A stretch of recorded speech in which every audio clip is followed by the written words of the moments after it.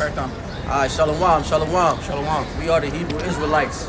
Coming out here week in and week out to prophesy the downfall of this wicked-ass queendom, spiritual Egypt, and modern-day Babylon, which is America. All right, prison camp for you so-called Negroes, Latinos, Native Americans, Seminole, West Indians, and Haitians. Right? First and foremost, we want to give all praise, honor, and glory to Yahweh, Ba'Shem Yahushai, Ba'Hawah Kakadash. All right, double honors to the apostles and elders of Great Millstone who teach you who will. Peace and salutations to the old four elect, pushing this gospel amongst the four winds with truth and sincerity. And you, we say shalom. Shalom. So, we're going to get into a few topics, but one of the topics that I wanted to get into is, in the scriptures, what is marriage? And what does it mean to be married? Right? Because I've been getting a lot of sisters lately, been grinding my gears a little bit, talking about polygamy and how they feel towards the Bible or how they feel towards polygamy versus what the scripture says. Right? So I actually got into it with a sister earlier. And mind you, it wasn't like an argument or like a super debate, but she was basically leading with her emotions like women do. And she was basically saying, I don't think it's right that a man or a woman should have more than one partner because it's bad on your spirit and all this and all that. And I said, whoa.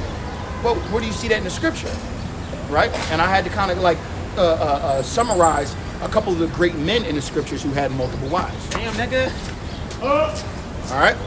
So, and then when I brought that all out to her, you know, she still had, you know, her reservations. And I said, look, you're entitled to how you feel, right? But the Lord has no respect to persons. He don't care about how you feel. He wants what he wants, and he said what he said. The same way you have a child, if you told your son, I need you to sleep at 7 o'clock, I need your phone, have all your homework done, and you made it final, and he buck up to you, but I don't feel like that's right. All my other friends are going to sleep at 9 o'clock, and why I got to go to sleep at 7? Are you going to sit here and reason with him? Or are you going to just tell him, yo, I told you what I told you. If you don't like it, then give me your phone. You won't get this thing back. You're going to have some kind of repercussion for it. It's the same thing with the scriptures. The Yahweh Shai, who you ignorantly call Jesus, says, I come in a volume of the book. So we're not out here to teach for our own fruition and how we feel. We're here to teach what the actual scriptures say. We are not like these false Christians who believe in Christianity but don't believe in the actual Bible and the words written therein. Right? We're not like these Muslims out here that only feel like they're holy during Ramadan. Right? We're not like these Christians, these Muslims who don't even read the Bible when Muhammad himself told them, if you want to know the truth, to go read the Bible to learn the truth and the law. Right? We're not like them. We are true, devout believers of the Most High, and we come and believe in the full volume of the book. We understand that Paul spoke, and a lot of the things he said was from his own fruition or what he felt. But we also know in the scripture says that all the words written in the book were basically inspired by the Holy Spirit given unto men, and they wrote it upon paper. Just quite paraphrasing. So we understand that the whole volume of the book needs to be assessed, dissected, learned, absorbed, and applied to your life. So we're going to get into what is marriage, right? Because I've also have a lot of people coming up to me talking about, I don't want to have sex before marriage, right? And they have a misconception of what the word marriage actually means and what the Lord said about having multiple wives and so forth and so on. So we're going to get into it. You got people that do that in a relationship. They'll be in a relationship for years, have kids together, and then randomly they find God and be like, you can't have sex no more because you're not married. Yeah. It's like, what difference is y'all going having a piece of paper going to change? Yep. It's y'all already have an established relationship. Yep. Y'all got God in your relationship, right? Mm-hmm. So how are y'all not married? Now, let's make this very clear. Marriage in the Bible, and I'm going to prove it after we, you know what I'm saying? Right? Marriage in the Bible means marriage in the Bible means to have sex, right? In the Christian church, right? When they go and jump the broom, which is a pagan custom, and they walk down the aisle with a white dress and whatever, which is all pagan customs. What is the last thing that the pastor actually tells you to do? What is the point of a honeymoon, right? They say, go consummate the marriage. What does that mean? To make real, to put it in effect, meaning go have sex, join and become one, and now ye are married. The Bible talks about sex is marriage. So a lot of people have committed adultery, which we'll get into, we'll elaborate later on, but have committed adultery because, well, brother? Don't they have I don't know the time frame, but you know how you can annul a marriage? Yeah. Basically, you can void a marriage after a certain amount of time after you actually get married. I don't know what the time frame is, but that's the concept here, even in America. So just take that same idea, but apply it to if y'all betrothed, y'all had a ceremony, but let's just say the woman had to have been on her period. Just so happened she was on her period during the time of the ceremony. So you gotta wait a week or so before you can even have sex with her. You gotta do it. You gotta consummate the marriage. Because in the scriptures, when a woman is on her period, you're supposed to put her away for 7 days. Meaning you gotta remove yourself from her, right? And look. A lot of people gonna hear that and go, "Oh my goodness, what you mean? I gotta do away with her, bro?" Women are gonna feel upset. Oh, so when I'm in my most vulnerable, he don't want to be around me. Well, let's be realistic here, right? It's not about how I feel; it's what the Lord says. 2, let's be realistic. When you are on your period, how do you act? What kind of demons you got on you?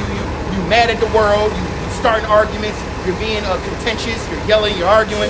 You have certain cravings for certain things. Yo, it's literally like, yo, I don't want to deal with it. In the flesh is how I feel. But the Lord had made it whole. Like, yo, right now she's unclean. Do away with her. Now, when he says do away with her, he's not saying get rid of her for good. Now, mind you, all these laws that I'm speaking about are depending on if they're expedient, because we are behind enemy lines and we are not in our promised land where we can obey the law the right way. So if you live with your woman, obviously you can't put her away. Unless you a man that you got another crib. Or you got another room. You either got another crib, another room. Or, bro, if you don't have anything, you say you live in a 1-bedroom apartment, that the Lord is going to wink at your ignorance. You got another room, it ain't going to make a difference. It ain't going to make a difference. Y'all in the same crib. That's the same crib, touch the same shit. So, I might as well just sleep in the same crib. So before people sit here and try to play semantics with that whole law, remember, we rehearse the righteous acts. If you can do it, hey, Shalom, Moses, if you can do it, then do it. All right, so now we're going to get into Corinthians and we're going to show you Yep.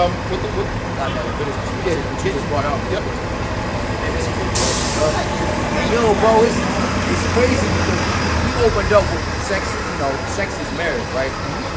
This law that we about to bring out is literally telling you it's deeper than just a deed or a paper. Because why else would the Lord want you to separate yourself from the woman who's unclean or on her rag or whatever, outside of anything spiritual? It's being in the same crib, she got demons on her, she going through whatever. This being in the presence is going to cause problems. So being in separate households, that shit makes sense, bro. It makes sense to me. That's why back in the day, men had their own dwelling, and then their wives had their own dwellings. And then if I wanted one of my wives, if I had multiple wives, you also gotta remember too, back then we had land. Yep. So you would have a little outhouse on your land. It might be 20 feet from the crib, from the main crib, but it was like a little studio joint. And you're like, oh, baby, you ain't care, I'm out here. Or you had your own little dwelling. Like the king used to be in his palace and the women would be in their chambers somewhere. What is it called? The harems. Harems, yeah. All the women over there. You know what I'm saying? Politicking. And then he had just called, and then like they think King Solomon. King Solomon probably like, Come to my chamber. Bring Rebecca, bring them to my chambers. And then the servant might come, my lord, Rebecca is on that time of the month. Oh, tell her to stay away. Bring such and such instead. Bro, and it's That's just obviously what David did in Solomon. It's exactly. obvious. It's I got obvious. an excerpt for that too. But go ahead, brother. It's Leviticus chapter 15 and verse 19. It says, and if a woman have an issue, and her issue is in her flesh be blood, she shall be put apart 7 days. And whosoever toucheth her shall be unclean until the evening. And everything that she lieth upon in her separation shall be unclean. Everything also that she sitteth upon shall be unclean. And whosoever toucheth her bed shall wash his clothes and bathe himself in water and be unclean until the evening. So even after you wash, you still unclean till the sun go down, man. Exactly. Now, mind you, this is all spiritual things, right? Just like, and now I'm gonna try to tie this in a little bit. Remember, we're dealing with blood. The Lord tells us not to eat any manner of blood. The Lord tells us that the blood crieth out. The innocent blood crieth out. It's always talking about the blood. When you think about the demonic entities, when they do their adrenochrome and all that, they drink baby's blood and all that. Blood is the life. Blood is the life force. So, mind you, the Lord is basically telling us to get away from all manners of this because it's getting into spiritual things that we might not be able to perceive. But just because we don't perceive it doesn't mean that we don't listen to the law that was bestowed upon us. That's the thing. Just because you don't understand something or you might not like something doesn't mean you're not supposed to obey it. All right? Now, we understand, like I said, we are living behind enemy lines. So some brothers that live with their women and stuff like that, you more than likely probably can't get away. right? We know in part, we prophesy in part, right? The Lord knows we can't keep the law to 100% right now because we're not in our own land. This is why throughout all of history in the Bible, every time we had our own land, when Solomon rebuilt the temple and all that, every time we had our own land, we did the laws the best, or we actually tried to keep the law 100%, right? And what was the weight of sin? Death. Why? Because the Lord said, no, you in your own land, you can keep this 100%. So if you mess up, I'm gonna kill you. But then what? Yahweh Shah was put on the scene because what happened? Yahweh Shah was sent to what? To gather the lost sheep of the house of Israel, because they're going to be sent into different nations, speaking in different tongues, worshiping after other gods and other customs. So they're not going to be able to keep the laws the same way, especially after the Hellenization period, which is during the Greek empires for process of elimination. Go ahead. Accept Verse is your the offer last as one. long as you're It's being Leviticus yeah, 15 and 25, Salakia 24. And if any man lie with her at all, and her flowers be upon him, he shall be unclean 7 days, and all the bed whereon he lieth shall be unclean. That's why if you brothers live alone, right? If you live alone, you got your own crib, and let's say because it's happened to me. My ex, you know what I'm saying? I remember one time I was like, yo, babe, what's up? I'm trying to see you. She's like, oh, I'm coming over. Never told me she was on Yamin. Never told me she was on that time of the month. So she come over. I'm over in my head thinking like, yeah, it's about to get popping. And then she know I can't do nothing. I was like, well, why'd you come over here? She gets upset with me. Oh, you only want to. That's all you want. Whoa. And then I had to bring up the law. I had to show her the law. I said, look, you doing me a disservice. You doing me a disservice because I can control this law. I don't need to be around you if you on that. I love you. I would love to spend time with you, but right now my power told me I can't. So look, baby girl, when that's done, 7 days from today, when did it start? It started 3 days ago. All right, you got 4 more days. You want to depart from me. She was pissed. I got her car, drove off. They talked to me for the next 48 hours. But who do I fear, man or the Most High? Simple as that. You know? Now, getting back to marriage. Yeah, an excerpt in I got an excerpt. And also, I think Matthew 4. I think in Matthew 4 when Yahweh Shah talks about the matrimony of marriage. Somebody grab that. Now, it talks about a man should, mind you, and this is where people don't say one. This is his. No, yeah, because this is where people get This is where people get messed up. I think it's Matthew 4th chapter, if I'm not mistaken. Yo, when you get that, you also bring out. I'm bringing some out. As you don't bring Leviticus 21, where it says that if a man takes another wife, Yep, grab that too. Perfect. That one is irrefutable. Yeah, but I want to get There's a whole law I want to get around getting another wife. Yeah, we're gonna bring that up, but I want to basically harp on the one which is the stumbling block for a lot of people, right? I think it is. Because the sister that I was debating with earlier, she brought up, but she said, but Adam only had one wife. Eve. I looked at that, right? She said Adam had only one wife. I think Abram only had one wife. No, he had. Abraham had. As far as we know, he had a wife and a concubine. I think he had. No, that was Isaac. He had more. Abraham had more. Abraham had grandsons. Oh yeah, you're right. But I was basically trying to get, because she tried to use that Adam and Eve, right? I said, well, look, almost every man in the Bible that only had one wife, all their wives had them doing, either had them going off or tried to get them to go off. Eve brought in all sin. Job's wife told him to curse the Lord and die. I can just, off the top of my head, they only had one wife. But all the men that had multiple wives seemed to be living deliciously until they became too greedy or disobeyed the Most High because of foreign wives. But go ahead. Matthew 4? Matthew 4? Every man to his wife, every woman to her husband. So this is the stumbling block that a lot of Christians use. A lot of Christians use to basically make their claim, and a lot of women would love it. They love using this precept. But this is the thing, though. The Lord is very specific. Yeah, he is. The Lord would say, "Thou shalt only," and as a man shall only take himself one. You know what I mean? No, you bring that out too, but I'm just for Matthew 4. All right, but bring that out. Come on. It's 1 Corinthians 7:1. It says, now concerning the things whereof he wrote unto me, it is good for a man not to touch a woman. Nevertheless, to avoid fornication, let every man have his own wife, and let every woman have her own husband. So here we go. This is the stumbling block, right? Now, this is only speaking about how it should be set up. Not saying that men are not allowed to have multiple wives, but every man should stay to his own wives. It's going to like adultery. Adultery, exactly. Right? Fornication is synonymous with fornication is synonymous with adultery, and it also can go into spiritual immorality, which could be like bestiality, homosexuality, all those different things. But that's why it says every man has his own wife, meaning that he's not going to take a wife for another man, and every woman her own husband, meaning she's not going to go and get another husband. Because she's only allowed. Then it's a trifecta. You cause a man to commit adultery. Adultery, it revolves around the woman. Actually, just keep reading. Adultery literally revolves around the woman. By definition, adultery is a woman that breaketh wedlock. A man can only commit adultery if he sleeps with a woman that has a husband. Exactly. That's it. If a man sleeps with 3 women that are all virgins, then there is no adultery. And if I may, we don't got to bring it out, but the proof in the pudding is the fact that David had multiple wives, which also is proof that you're able to. But what was his one sin? He had multiple wives, but then he sinned by having adultery by another man. Get the precept where it says, if you want more wives, why you just ask me? Correct. He said you wanted more, why you ask me? No, get in the precept. I want to see it. So, like the brother was saying, I'm going to just break that down for you. Go ahead, brother. Oh, no, get that though. All right, so, like the brother said, that was actually a great point.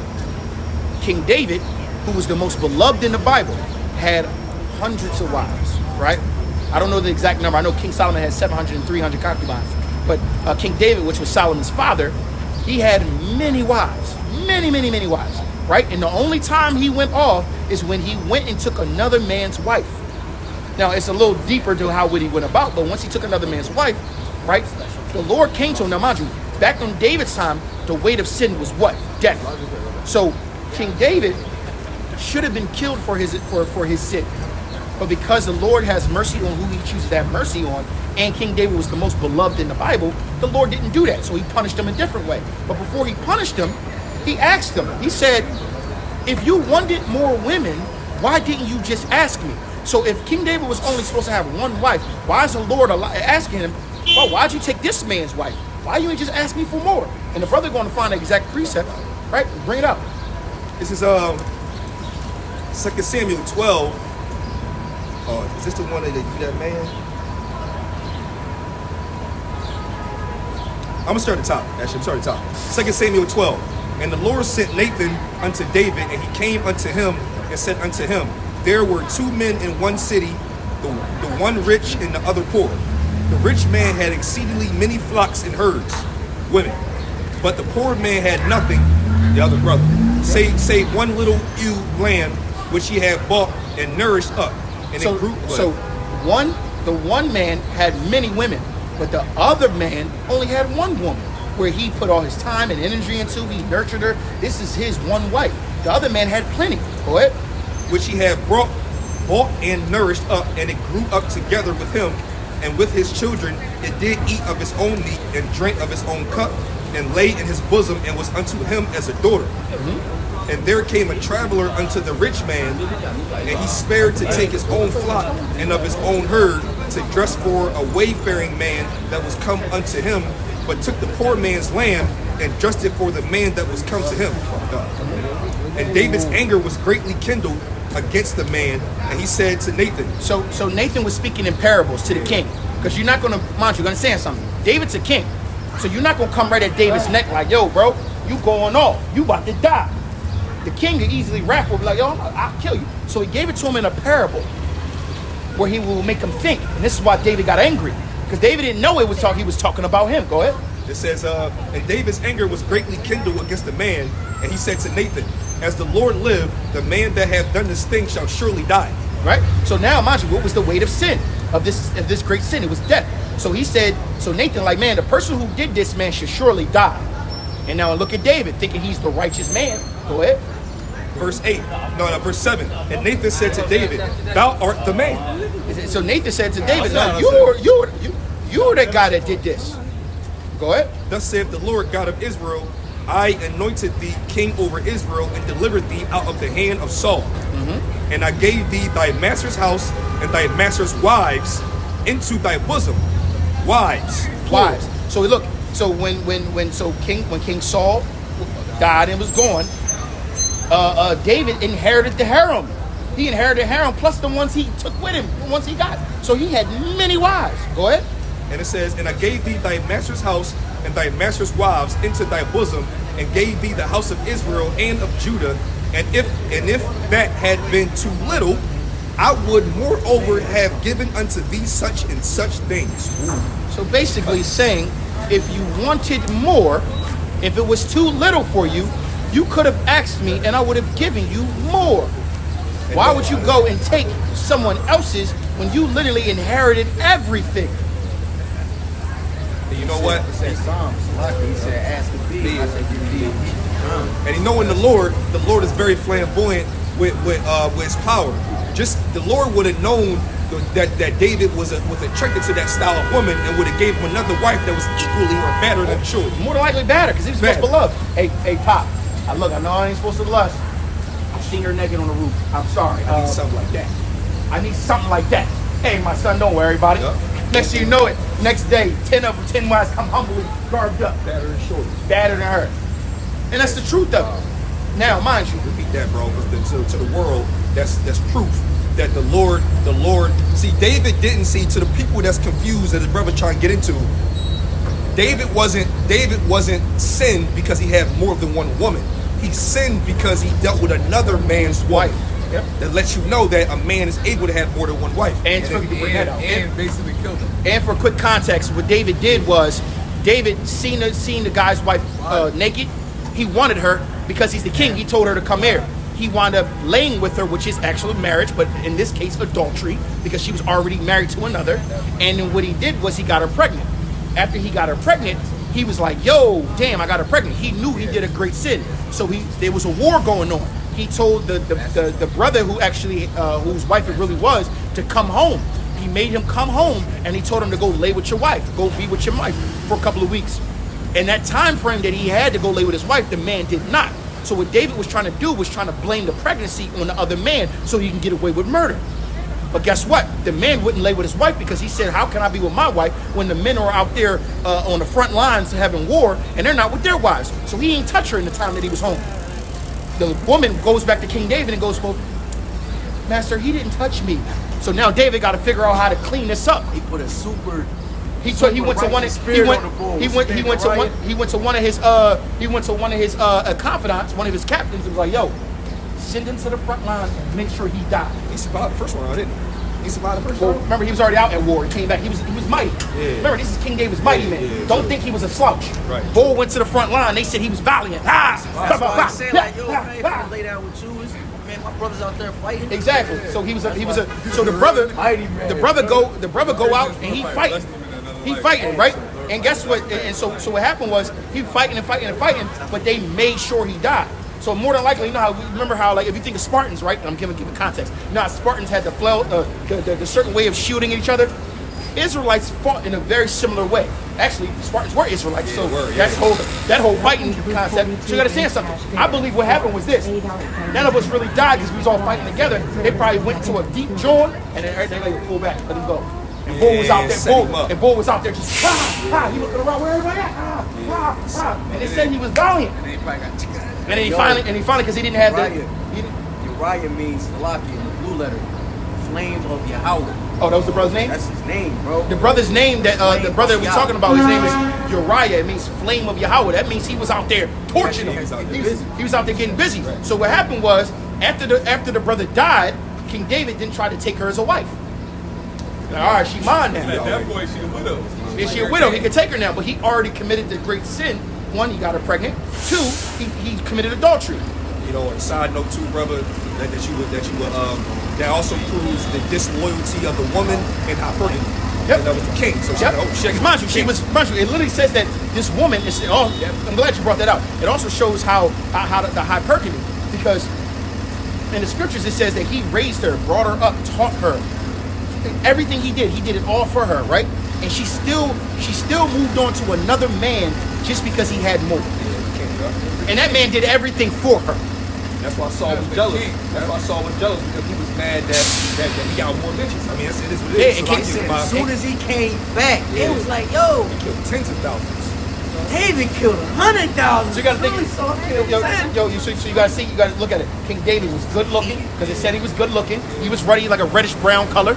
So probably a little lighter than the others, but he was still chocolate. He just was a ruddy color, like a reddish brown, right? He said Saul was tall. and he Saul, was- but Saul, like but Saul, mahogany. but don't forget, David was Saul. probably like mahogany.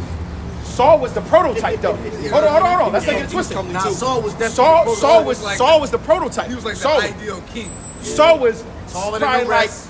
6'8", muscular, smart, can speak well, you know, good looking, Dominant. dominant, alpha, you It know. was the ultimate, and it's crazy because how they chose him. It was like they say Saul's downfall was his pride. Small situation was Jonathan won his first war. Saul took credit for it. I mean, they said the pride slowly swelled up and grew, and Saul was all he wasn't a spiritual leader. But we know he was, because remember when the ladies was like, King David killed tens of thousands. What they do? He was a like, man. He was this- a man pleaser. He bro. like this. What shoot Yeah. me? Shoot me, yo. He came back. Hey, my feet. I killed hundreds. Yeah, I King David was running some troops over there. Real And mind shit. you, he just a soldier. Right. King David, A 30-point game is tough, but a bull Bro. scoring 50. bro, telling you. That's bro, something different. shit real. And then the fact that him and Jonathan were so close, he like, yo, go back for your pop. Why he want to kill me? I ain't do shit. He said, yo, bro, go hide in the field, bro. I'm gonna talk to him. Did it do? He said, yeah. He couldn't. Get what marriage is. Actually, The word. no, what marriage is. Two coming together. It's one flesh. Okay, That's okay, in, yeah. That's in We gotta get the I think actual that's Matthew definition. as well. I'm not sure. Well, might be, that In might be in the world, right? When you use marriage, the word marriage for objects, it's a physical thing. Yep. Correct. To marry two objects means to put them together. Put them together. Intertwine them. Yep. So marriage itself is also a physical thing. It's not a spiritual thing.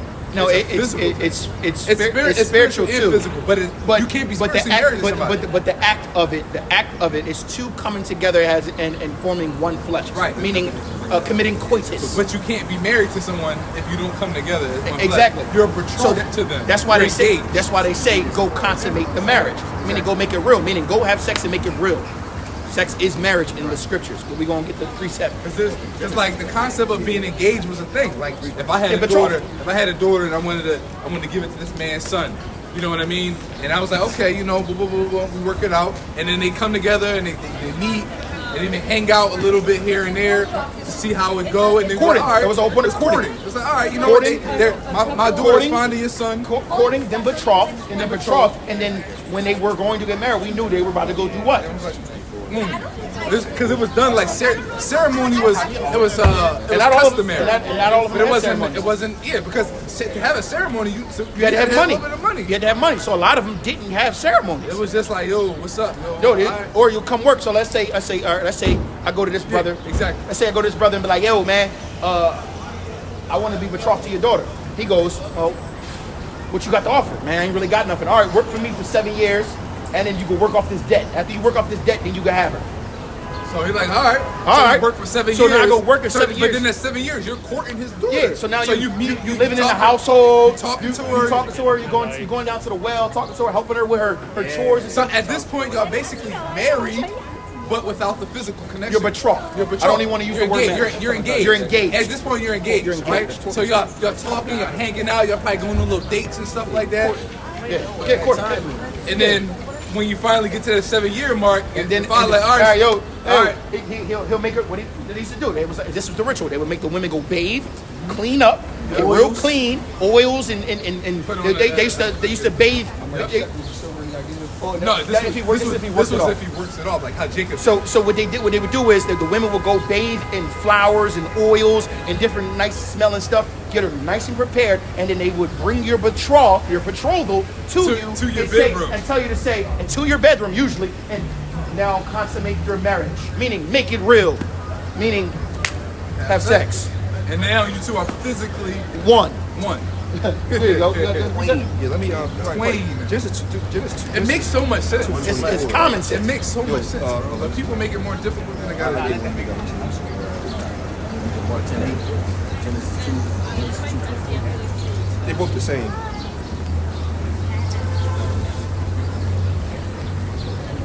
Bro, just get either one or get Oh, both. wait. Oh, this is perfect. Genesis 2 starting at 23. Matter of fact, this is how when the Lord created Eve through Adam. All right, so Genesis 2 and 22. Matter of fact, I need time. 20. 18. This is 2 and 18. And the Lord Yahweh said, "It is not good that the man should be alone. I will make him a helpmeet for him." And out of the ground Yahweh formed every beast of the field and every fowl of the air, and brought them unto Adam to see what he would call them. And whatsoever Adam called every living creature, that was the name thereof. And Adam, when you go into Adam or Adam, it means earth. Yeah. And when you go into it, the science of it is, or the biology of it is that the human body, and not just human body, but all flesh on the earth is made up of minerals and elements of the earth. Everything on the earth, even the plants, comes from the mineral soil. Yeah. That's why it's ashes, That's dust, why and when dust. you die or any animal dies, you bury it and the body will decompose and it will give life back to the soil. Exactly. Yep, it says this is 2 and 20. And Adam gave names to all cattle and to the fowl of the air and every beast of the field, but for Adam there was not found any helpmeet for him. And the Lord Yahweh caused a deep sleep to fall upon Adam, and he slept, and he took one of his ribs and closed up the flesh instead thereof. Now, mind you, why did he take him from? So why did the Most High? Now, this is also why did the Most High take a rib from Adam? Because he was basically saying, flesh of my flesh, blood of my blood, right? Meaning of one, make one flesh. We are one together. Go ahead. It's also symbolic. Yep. It is about to. Yep. And it says and the rib which the Lord Yahweh had taken from man, made he a woman, and brought her unto the man, which woman also means servant. And Adam said, "This is now bone of my bones, flesh of my flesh. She shall be called woman, because she was taken out of man. Yep. Therefore shall a man leave his father and his mother, and shall cleave unto his wife, and they shall be one flesh." One flesh going into sex, coming together, consummating the marriage. Okay. If that is not clear enough, I don't know what else to tell you. Get the Isaac joint. Yep, 24. And Isaac ain't even ever, he never even met her yet. He ain't even meet her yet.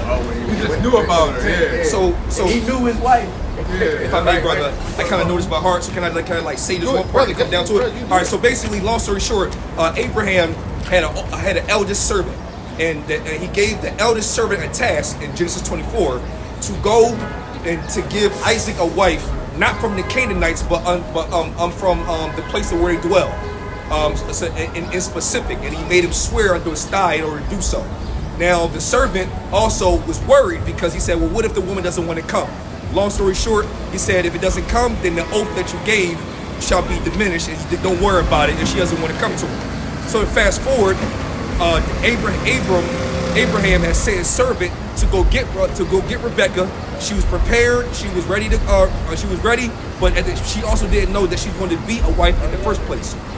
The servant went to the dwelling where he was designated to go, and found Rebecca, and asked her to come to go meet with Isaac, in general. Long story short, she ended up still coming because she was asked, "Will you come?" She said, "Yes, I will." And then I'm gonna get to the point where she comes with his servant and meet Isaac, and we'll see what happens from that point. And one of the importance of it too was because I believe this is around the time where Sarah had died, Isaac's mother, and Isaac was mourning his mother's death. So his father wanted him to get because wait, who died first, Sarah or Abraham? Abraham. I think Sarah died first, right? Because Isaac was mourning. He was mourning Sarah's death, and him getting Rebecca made him happy, and it helped him cope with his mother's death. Read it. Yeah, real quick on 15, I'm gonna give y'all where the servant did his job, where Rebecca came from. And it came to pass, before he had done speaking, that behold, Rebecca came out, who was born to Bethuel, the son of Milcah, the wife of Nahor, Abraham's brother. I feel like the brother just turned this music up as soon as he got right there.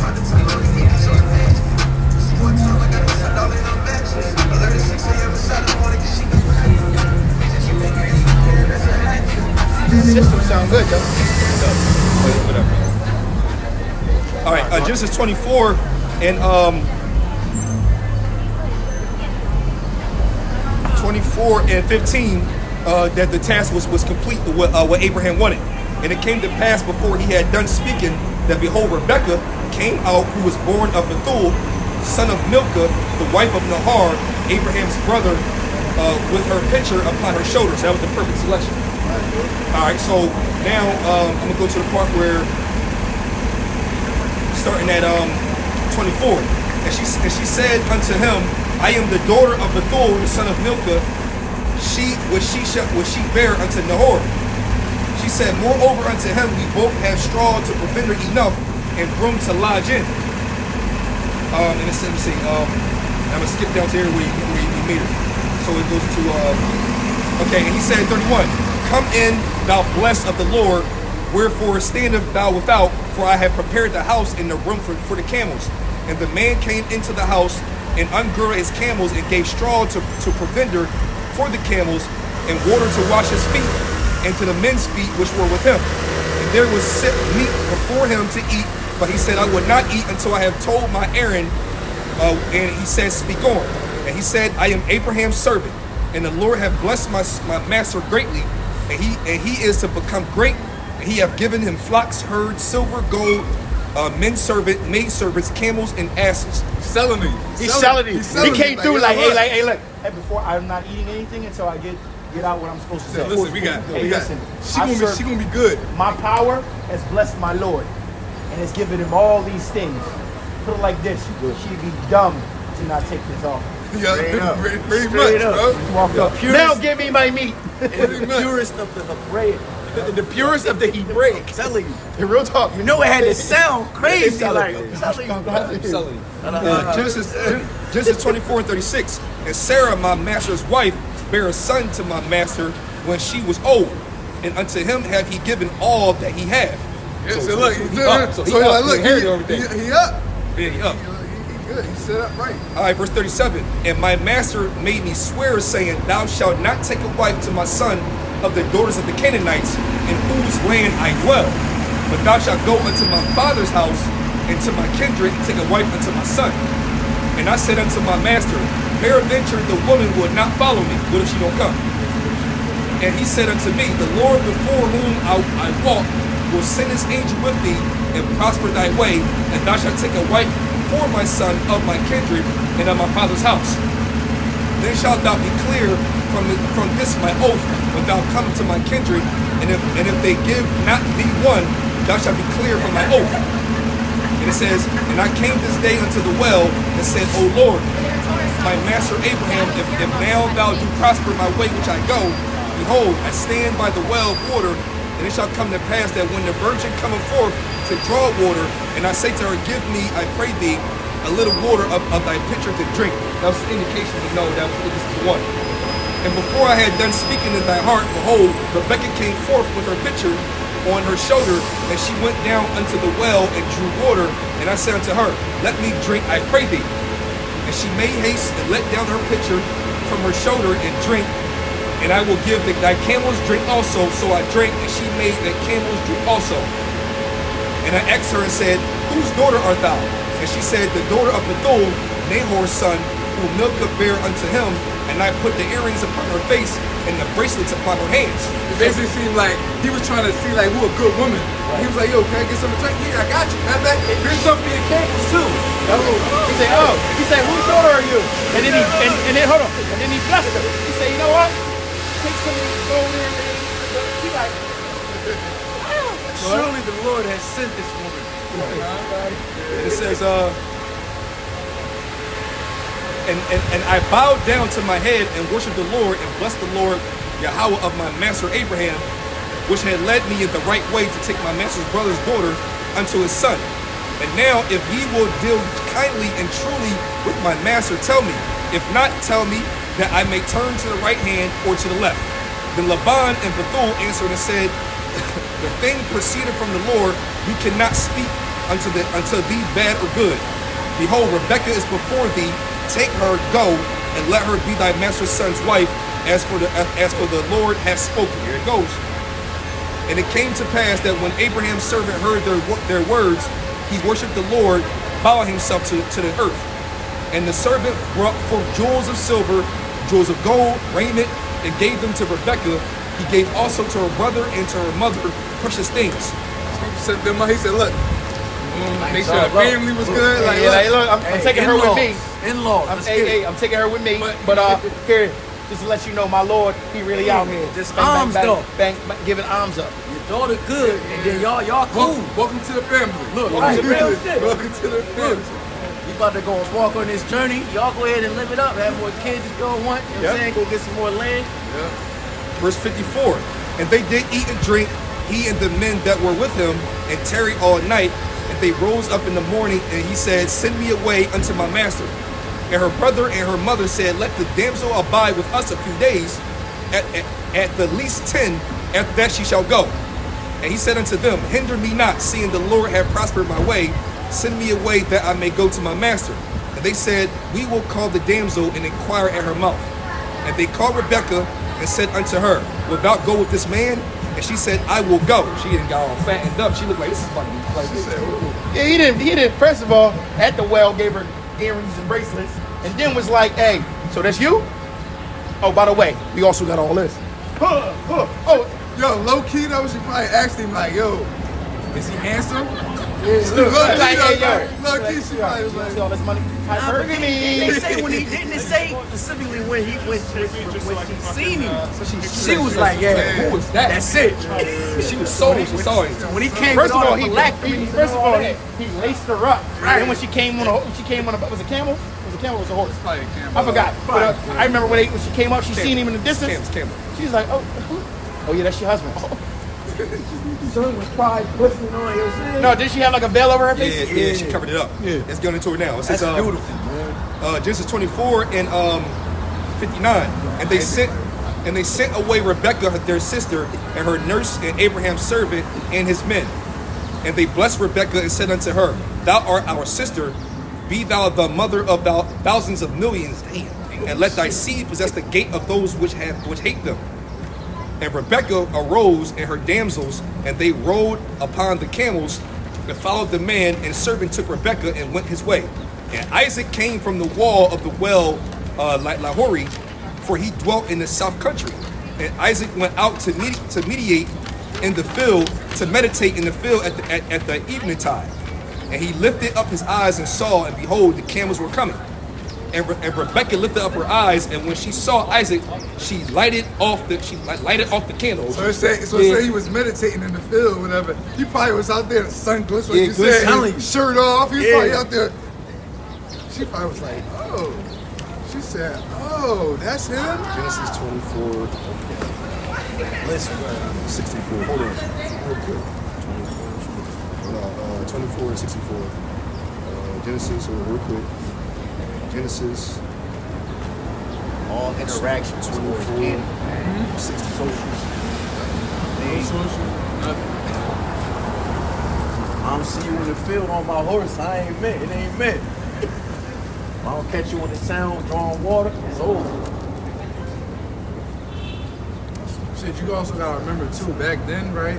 People weren't overly hypersexualized like they are today, where the accessibility of seeing a different type of men and women wasn't as high as it is now. You can go on your phone and you can see within 5 minutes, you can see 100 different women, 100 different men to compare them to. Back then, if you was in your country, you might have been in a town, 50 people. You almost rather that now, bro. You know what I mean? And you probably had your own little spot where you had to go into town to see people. You probably only went into town once every 2 weeks. So you didn't have an overly sexualized mind. So you saw a woman for a woman's natural beauty, right?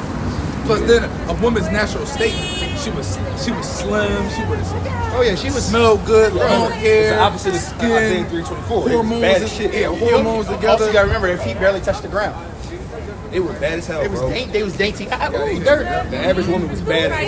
No, but no, that's not. But they were all bad. But also they did work tough. Because a lot of them, remember, they was. Yeah, they were still. But they were very modest. Instead of a girdle, it was a rent. I mean, instead of a girdle, they had girdles. They was bad as shit. Bro. Basically, that's why I said instead of a girdle, a rent, because a woman's body was naturally shaped like shaped what like a a girdle Also does. remember, they didn't Yeah, eat. they was didn't- bottled. They Women didn't. got a weird You girdle also gotta now. remember, Shape. they didn't eat all this processed food. Exactly. They also didn't eat every day. They bathed in bathed in flowers flowers and oils. oils. For And- hours. And their pH was naturally Because popped. they bathed. Naturally But popped. that also comes with what you eat. Exactly. True. Exactly. Genesis 24 to the point.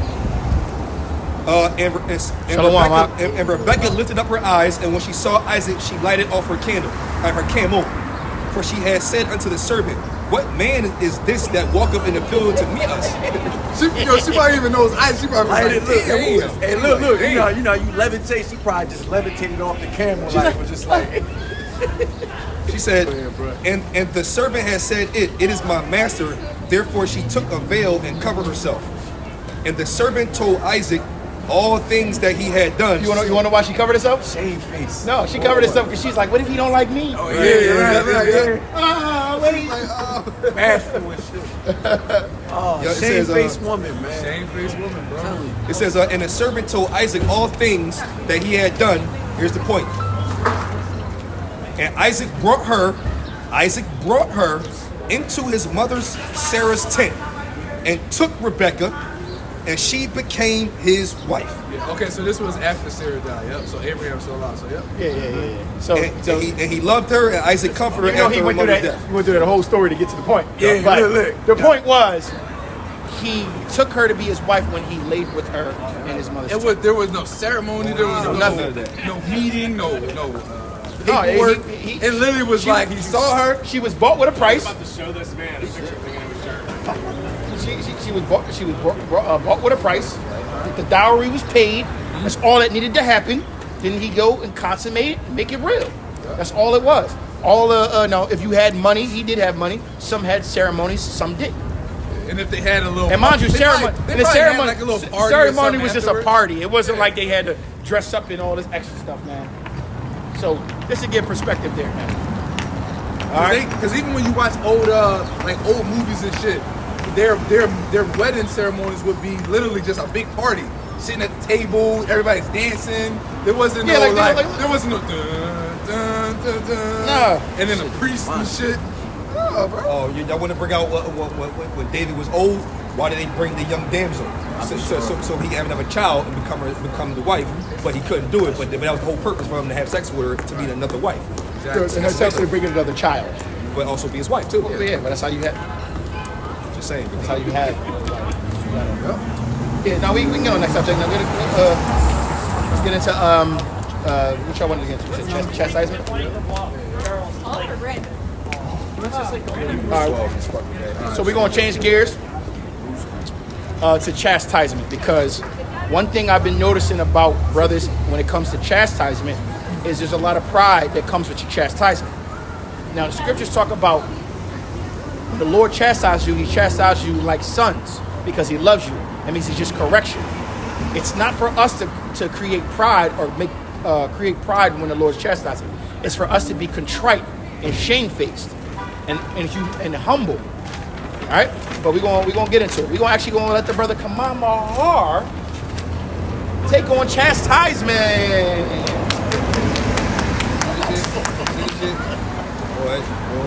It's Hebrews 12, and I'm going to start at verse 1. Yeah, because it kind of transitions. Go ahead. It says, wherefore seeing we also are compassed about with so great a cloud of witnesses, let us lay aside every weight and the sin which doeth so easily beset us, and let us run with patience the race that is set before us, looking unto Yahweh Shai, the author and finisher of our faith, for who the joy that was set before him endured the cross, despising the shame, and is set down on the right hand of the throne of Yahweh.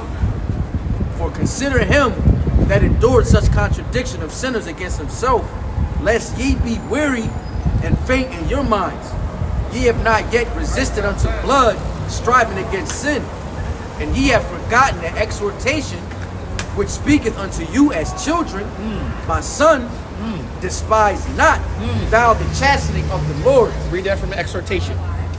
It says, and ye have forgotten the exhortation which speaketh unto you as children. Now, what does it mean to have exhortation as children?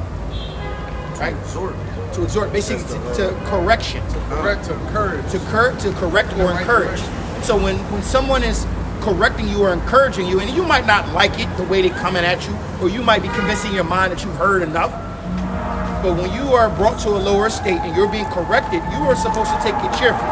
You are supposed to absorb every last bit of it because the Lord has ordained you to absorb it. Man. Let's just say, okay, I had a daughter. My daughter knows she got to bring A's home, right? I need straight A's. I don't want to see no B's and no C's, right? Your only job, I tell her all the time, your only job is school. I don't know why you having a hard time in school, right? So she's on honors classes. Let's say she got a B in math. I had a conversation with her. I said, why is it that you keep getting B's in math when you got nothing else to do but study? You're in honors classes. You having problems? Do you need extra credit? Do you need extra help? Yo, I don't want you to bring another B home. Now she's like, Dad, but you told me this last time, and she can't take the chastisement. I'm obviously chastising her because I love her and I'm trying to correct her behaviors. And I'm trying to get her to understand excellence, right? Responsibility. I'm trying to teach her different virtues, right? Other than the fact that I'm just trying to get her to get an A. But because she keep bucking up, she can't receive the message that's being given, and she constantly gets frustrated until she finally crumbles, and then she finally goes, damn, Daddy was right. Why does it take for me to have to correct you so many times for you to get it right? And if you don't want me to keep correcting you, how about you just get it right? Right? So go ahead. Oh, and that word, What did I grab? yeah, yup, this bro went into it. I just had it, bro.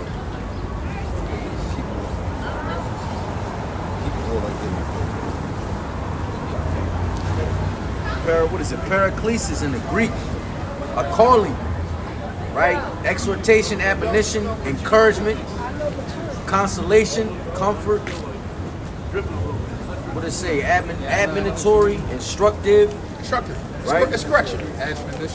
Admonition. Powerful, oratory. Admonishment. Yeah, it's correction. Entreaty. The difference between admonishment and rebuke is admonishment usually comes from an encouraging standpoint, whereas rebuke can be, yo, stop fucking up. Whereas admonishment is more like, yo, bro, stop fucking up because you're great. You call it positive reinforcement or negative reinforcement. Exactly.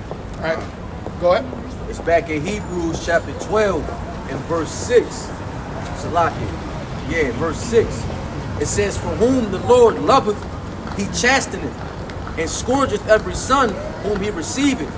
If ye endure chastening, Yahweh dealeth with you as sons. If you endure the chastening, not get mad because you get chastised, not be upset because somebody got something to say about you keep fucking up. You should be able to, like, you know what, man, you're right. Damn, you're enduring the chastening, however long it takes. Endure it. And then the Lord loves you as sons. Right, go ahead. To persevere under misfortunes and trials, to hold fast to one's faith in the Mashiach, to endure, bear bravely and calmly. Man, that's the word. Go ahead, It's keep back reading. in Hebrews 12 and 7. It says, continuing in 7, it says, for what son is he whom the Lord Father chasteneth not? But if ye be without chastisement, whereof all are partakers, then ye are bastards and not sons. Furthermore, we have had fathers of our flesh, which corrected us, and we gave them reverence. Shall we not much rather be in subjection unto the Father of spirits and live? All right. And the thing about chastisement is the Lord might chastise you in a way like, let's say you've been driving. Let's say, okay, let's just say you've been driving. Oh, we'll use drinking. You drinking and driving. You never get caught. But the Lord be like, yo, bro, you need to chill out. The Lord might chastise you by just letting you get caught. You get a DUI. You might have not have killed nobody, hit and run, which would have been 10 times worse, but he made you get a DUI. Now your license is suspended for the next 6 months. That's tough. Because some jobs require you to have a license. Exactly. But how many times? But the thing about the Lord is the Lord will warn you. The Lord will warn you multiple times before he takes it to drastic measures. And because you did not listen, every time he starts to chastise, it gets worse and worse, right? But let's just say that the critical was you driving, you drinking and driving. That one day you drinking and driving, and you wind up there, see a little kid running across the street. Boom. You gotta live with that. Then you gotta live with that and manslaughter, and they try to give you 30. DUI plus negligence, 30 years in prison. You know what I'm saying? But it's the guilty conscience and that spirit that you left with. You just Exactly. But he That gave you shit fair eat you warning. alive. He Yeah, gave you bro. fair warning multiple times. Uh. Every time, let's say you banged out, but the cops didn't come, nobody knew. You got away with it. That's your first warning. Another time, you swerve out something, engine start. If a cop would have pulled up and ran a test on you, DUI, while you on the side of the road, but you got a chance to call somebody couldn't help you. Yo, bro, why you up? Damn, you got the car towed. He kept giving you a chance, and finally, because you're not getting right, he finally give you that haymaker.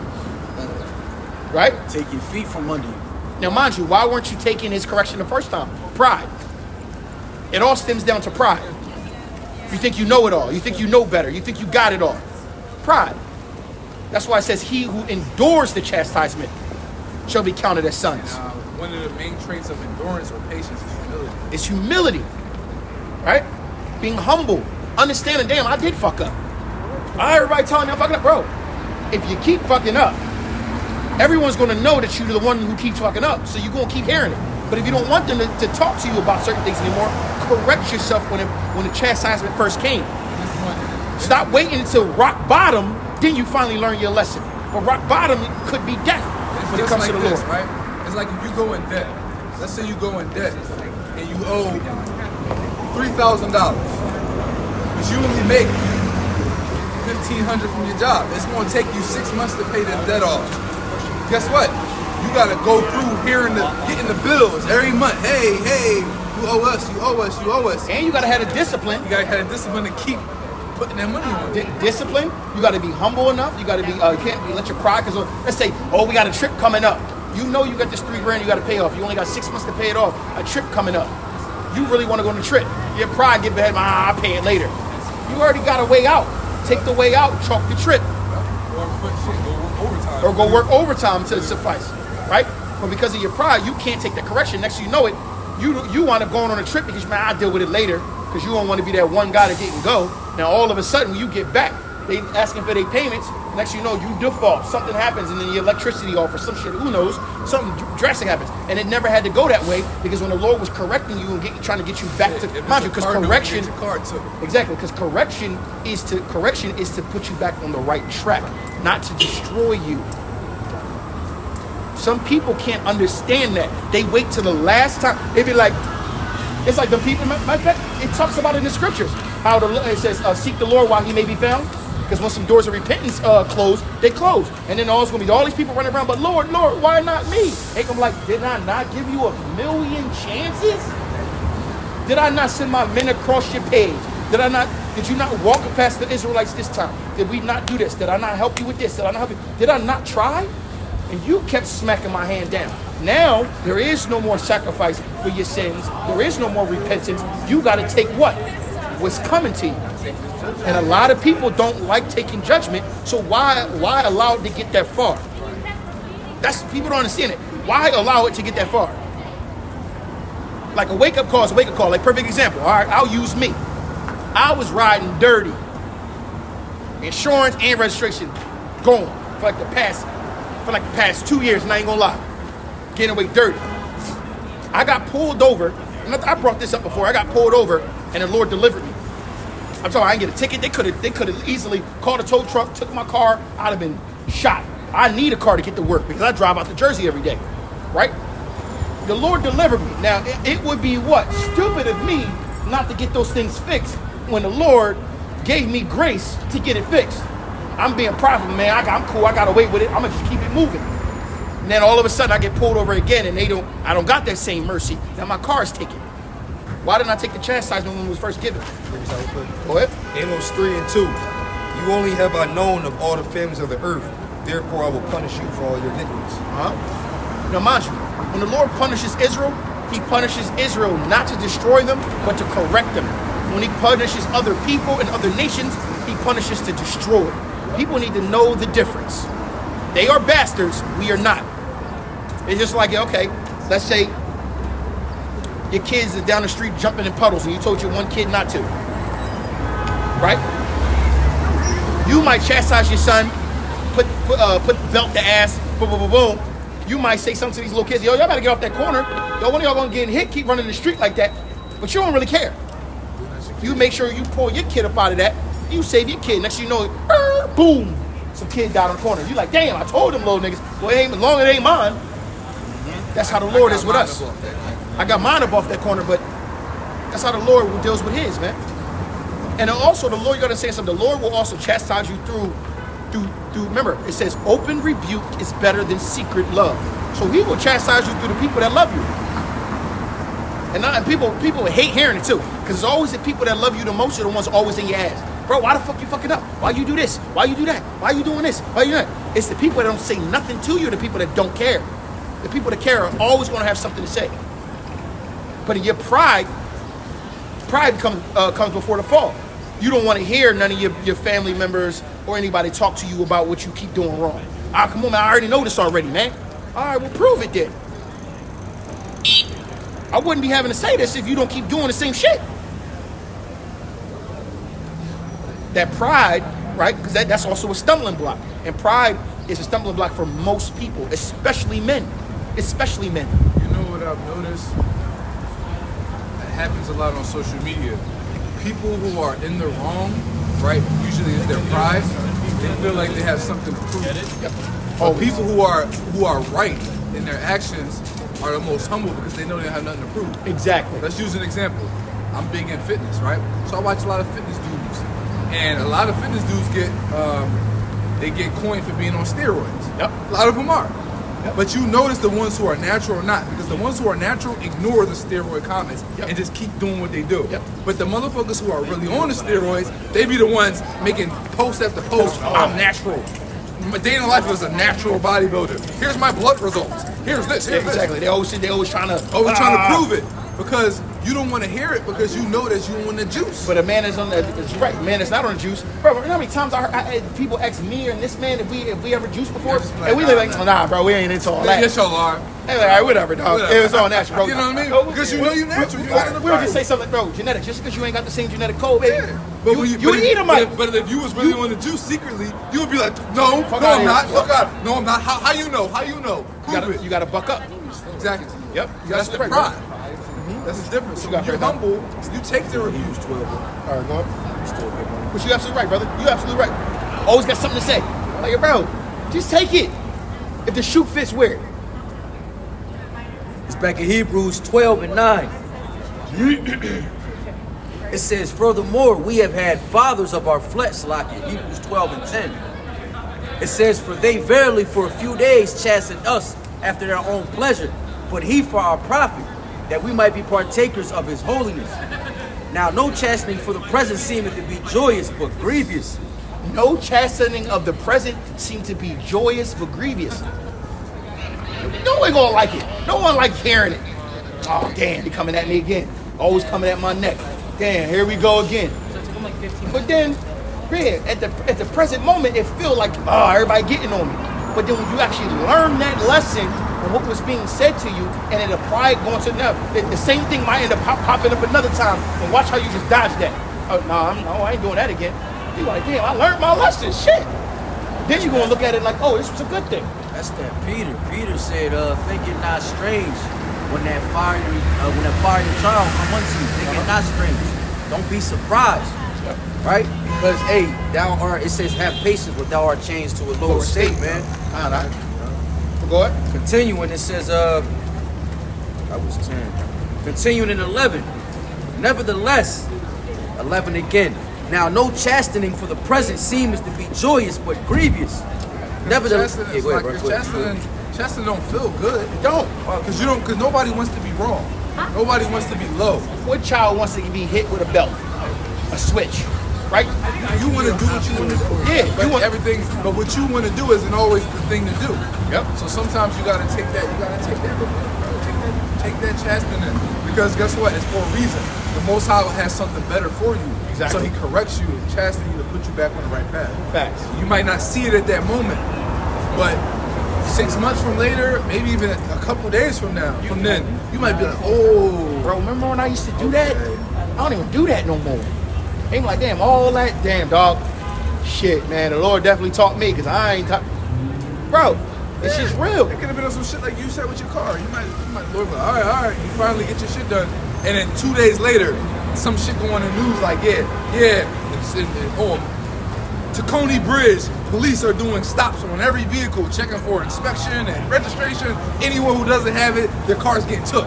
Exactly. And you like, yo, I just got my joint done 2 days ago because of the shit that happened. Because shit just happened. Because I took the chastisement. Because I felt that when I felt that initial fear when he pulled me over. I knew I was riding dirty.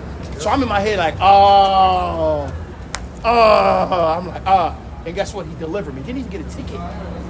It was almost like that. Remember, when Jones like, you know, let me get my shit. Yeah, and then all I said to myself was, because mind you, what the scripture says, it says, when you come to please the Lord, even your enemies shall be at peace with you.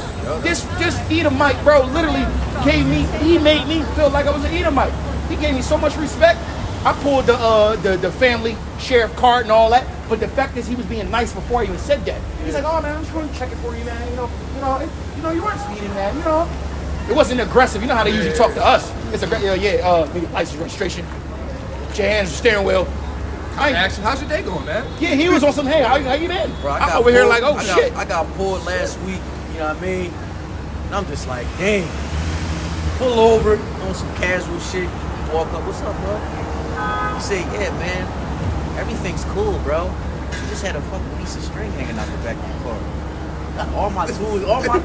Remember that string line? Yeah. String line just dragging out. So I'm going 35 and a 40. Like, so I'm chilling. I say, yo, I'm in the stress. I said, yeah. But you felt that stress I first. felt it, like, bro. You should have no assurance, none assurance. Bro, So I pull over, so I'm like, What are you doing? you know, I got my insurance and everything. Screenshot up, got the license. She's like, yeah, bro, everything cool. I'm like, she said, but you got a string hanging out the trunk. I was just making sure everything. I said, oh, nah, look, I'm a contractor. Look, I'll show you. Pop the trunk open. He seen all the tools everywhere. I'm like, man, he said, nah, you cool, bro. Go ahead. Yeah, bro, but we see how. Right back on the road, cuz. Exactly, man. Chilling. Let's say, agree with that adversary quickly, man. Yep. But it's just simple things like that, man. But the Lord, he delivered me. He's like, I ain't gonna hurt you right now, but I'm giving you fair warning. And that's what it was. So it was for me to go, all right, am I gonna adhere to this or not? I could have been like, yo, I got another one. I've been riding dirty for this long. Ain't nobody getting me. And he like, Squad, I'm warning you for a reason. It's coming if you don't fix this. You have the money to fix it, so don't act like you don't. Fix that shit. Get that fixed. Give unto Caesar what Caesar. Render. And that's literally what the Lord That's did. one thing I'm learning, like, as a man, bro, regardless if you don't want to do shit, regardless if it's of this world, as a man, you got to be responsible, bro. Mm-hmm. You got to handle your business. Gotta do it. Regardless if you want to do it or you believe it's bullshit or not. Facts, if bro. you don't want to pay taxes, federal taxes, that shit sucks. And that shit is unconstitutional. But guess what? It is what it is, bro. Render it to Caesar's what Caesar's. But guess what? Give it to Yahweh's, bro. What is that? Let every soul be subject unto the higher powers.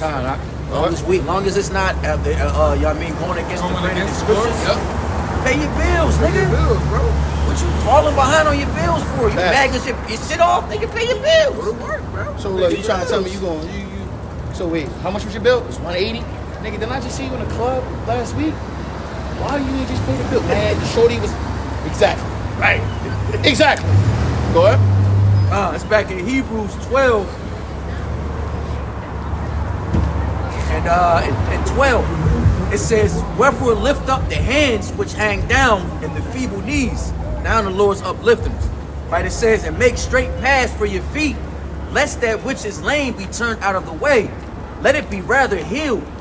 Follow peace with all men in holiness, without which no man shall see the Lord.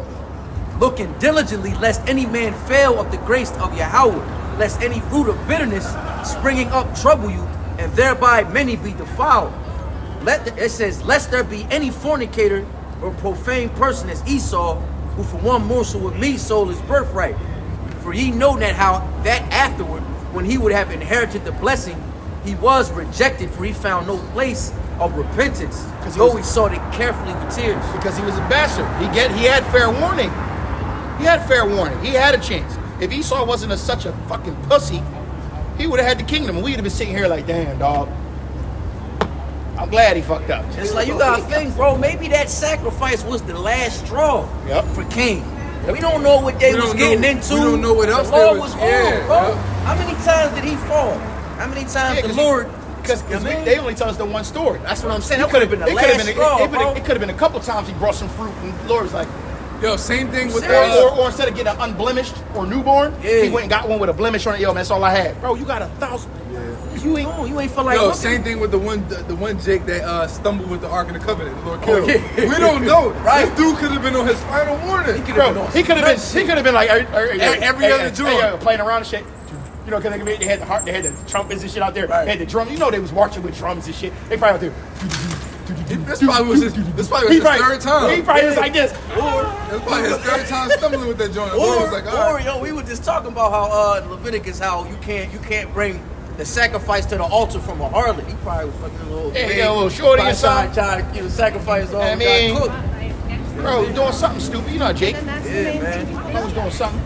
It's back in Hebrews 12. I guess that was in contrast of Sinai and Zion. That was the point. Touch fire. That was the point. It's a transition. What else you got? Chastisement. No, I said what else you had? Yeah, you brought out the Romans 12, right?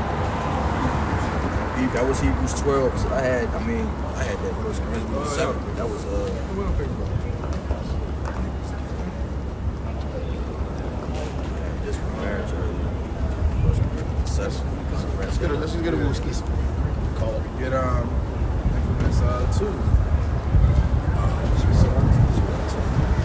It works. It works for every. That's like scenario. something you gotta read all the time. All the time. You gotta read that all the time. Because you gotta keep that mentality fresh in your brain. Bro. Yeah, that's You have to. That's true. That's very true. Sirach 2 starting at the top. My son, if thou come to serve the Lord, prepare thy soul for temptation. Set thy heart aright and constantly endure, and make not haste in time of trouble. Cleave unto him and depart not away, that thou mayest be increased at thy last end. So no matter what you're going through, bro, just keep your faith in the Most High. Because at the end of the day, it's all we got is our faith. Because there's nothing in this world that is that's permanent, right? And there's nothing in this world that is for sure. At any given moment, the very things you have can be taken away from you. Right? We could pull our cars out the lot, turn the corner, and get banged out. You know what I mean? You could walk down the street and your fucking heart stop. You know what I mean? There's nothing you can do. You can't control anything. So all you have is your faith. Whether you catch a disease or not, it's all in the faith of the Most High, bro. So you have to just trust in the Lord. You said this, but All right, and when you get through these chastenings, at the end of the day, you can't deliver yourself. You can try, but still have faith in the Lord. No matter what it is, all right? Understand that the Most High controls all things. Verse 4. Whatsoever is brought upon thee, take cheerfully, and be patient when thou art changed to a low estate. For gold is tried in the fire, and acceptable men in the furnace of adversity. Right. So basically, when they say take it cheerfully, all right, you don't actually have to catch hell and be happy. No, it means catch the hell, feel what you feel, and accept it. You know, like, you know what? The wadi, how much you now, shot? The wadi. All right. I think you sent me that video of Kyrie. He had towards TCL or some shit like that. It's towards ACL, and you see him. Knee, No, he ain't tore his bruised ACL. his knee and then his No, he tore his ACL. overextended his joint. Right, just got right If he tore his ACL, that motherfucker be on the ground. No, it was MCL, ACL. He tore something. in Probably his his meniscus, his MCL. whatever, MCL, ACL, whatever. At the end of the day, this man made the first jump shot and it literally said, "Thank you, God." He said, "Thank you, God." He said, "You said." Because he ain't want to miss that. He ain't. No, it wasn't about the shot. It was the fact that he knew he was still. Bro, trust me, he's a spiritual man. Yeah. Not to Ish. Nah, right. spiritual-ish man. Spiritual-ish. But But it's just like knowing that you're going through what you're going through. And at that time, his season's over. Right, that's what I'm saying. So He's the last free throw of the Of his, That's what I was that's saying. what I'm saying. So he's like, Yeah. but to be able to even play this game, man. Thank you. The why. Right. Thank you, God. That's heavy, bro. That was heavy, bro. Yeah, man. What? Verse 6. Believe in him, and he will help thee. Order thy way aright, and trust in him. Ye that fear the Lord, wait for his mercy, and go not aside lest he fall. Ye that fear the Lord, believe in him, and your reward shall not fail. Ye that fear the Lord, hope for good, and everlasting joy and mercy. Yeah, so hope for good and everlasting joy. Right? So we know that there's going to be destruction and anguish that comes to this world, but at the end of the day, we hope for what? The kingdom. And we hope to actually have that life eternal. That's why we do this work. We are called, but we are not chosen. We don't know if we're going to be chosen until we make it to the chariot. But at the end of the day, we're going to move and we're going to think like we are chosen. But in the back of our minds, we also going to thank the Lord and pray every day that He chooses us and have mercy on us. But we're going to live and move as if we are to be chosen, man. Because that's our faith, that's our hope, that's our desire. Man, look, you know what I harp on? Look at the generations of old. I know, but it's just on my spirit right now. Go ahead. Look at the generations of old and see, did ever any trust in the Lord and was confounded? Or did any abide in His fear and was forsaken? For whom did He ever despise that called upon Him? And you have to be sincere to fall into that And category. I'm not gonna lie to you. As Yahweh liveth, I live that. Yeah. I literally be on my joint like, man. All right. Hey, and there's a such thing as righteous pride, and the righteous pride I is have pride in that. Yahweh. That's what I mean. The righteous pride is that scripture right there, Sirach 2:10. That's why thinking like, you know what, I'm gonna trust the Lord. The Lord got me, Yeah, real talk. That's how I move. and it's like, cause I'm not doing nothing wicked. So it's like I'm making these sacrifices. I'm doing my best. I know I'm doing my best. I could always be doing better, but I'm doing my best. Yep. So I'm gonna trust in the Lord. That's righteous pride. I'm good. We good, yo. We good. We get out this. When I talk, sometimes I talk to people and I've talked to people and they can't fathom my faith. They really be looking at me like, yo, you really think like that? I'm like, yeah, I do. And I look them straight in the eyes like, yo, and if you don't, that's on you. That's the kind of pride I have when it comes to the Lord. I sit like, bro, that's why I get offended if you disrespect my power, bro. I get offended like you said, F your mom or something, dog. I'd be like, you just say, bro. I be wanting to box people's heads off, dog. Well, you gotta remember, back in the day, we fought wars for our God. Yeah, exactly. Nowadays, and you know what's crazy? I got that spirit. I say it all the time. I know I was in battles. I can't wait till we see her pass I lives, take bro. it more like, oh shit, he's They scared. gripped Yahweh Shah. Peter didn't hesitate. Didn't hesitate. He had that joint up his sleeve and his garment. He probably just had that joint ready like this. Right, he was already gripping that No, he joint. probably had that joint in here like this. He like, Holstered though. hey, how was you good? Hey, Peter, just he said, hand him out. Watch out. Oh, unhand him. Real talk. Unhand him. Yeah, it was sound like But look, Peter had to take the rebuke though. He's like, yo, chill out, yo. He done live by the sword, will die by it. So he's like, you right. Someone's supposed to let them take you, Lord? Yeah, like, you trying to tell me you got goons with you? You sure you want me to handle it? Hold on, Shalom. He grabbed the other guard, wiped the blood off on his garment. All right. Yeah, like that. I can see that though. Wiped the garment off on one of the heathens' garments. Like, all right. You got it. That's your blood. You can have You that. probably looked at the soldier like, you lucky. You know who you talking He's to? like this. All right, man. Here go your ear, bro. Give him his ear back. The house side was like this. Now look, he rebuking Peter as he healing him though, bro. Hey, yo, Peter, what I tell you, man? Damn. You always quick to try to... Like, yo, man, somebody. My thing is this though. If that really happened, the ear back going right in front of me, I'd have been like Like this. We wouldn't have been like that. We seen them teleport the whole ship. We seen... I'd have been like, no, I'm talking about as a Roman soldier, as a centurion. But he did do that. No, the centurion. Remember, he was shot. Remember, I believe after the centurion seen it, they probably was like this. He knew who he was. They probably like, You are the bull. yo, I gotta. I'd be like, fuck Yeah. that. I'm like, no, Fuck that. Yo. I'm not gonna be the one to take them in. I quit. No, I quit. Yo, I think in the one movie. So Yeah. When he did it, he started following y'all around and saw him again and all that, and they supposed to be like, oh, that was cool. But imagine Yahweh side telling you, yo, you got to.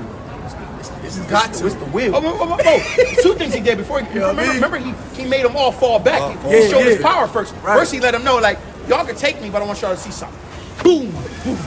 They always All right, like, look, all right. No, he said, y'all he said, I think he said, I am he, and then boom. Oh, yeah, and he yeah. flew back. and then he's like, all right, come on, Boy, take he it. said, stop playing. Peter like, what you mean take him? Unhand him. And he verbally boasts himself too. He said, "Yo, don't get it twisted.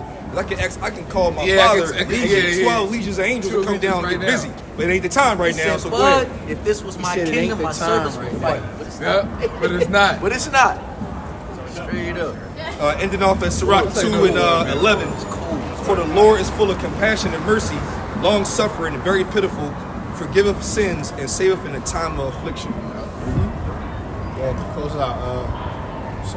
Yeah, so at the end of the day, hey, you gotta see it through. All right, see it through the end. That's endurance. That's how you make full proof of your ministry, which is to finish your course and to finish your work. And may the Lord, Yahweh Bashim Yahushai, give you sincere brothers and sisters, salvation and life eternal. All right, so Lord willing, you were edified by this lesson. We give all praises, honor, and glory To Yahweh Ba'Shem Yahushai Baharakah Kodash. All right, again, double honor to our elders and apostles GMS. Shalom to you elect, shalom to your brothers on the common board.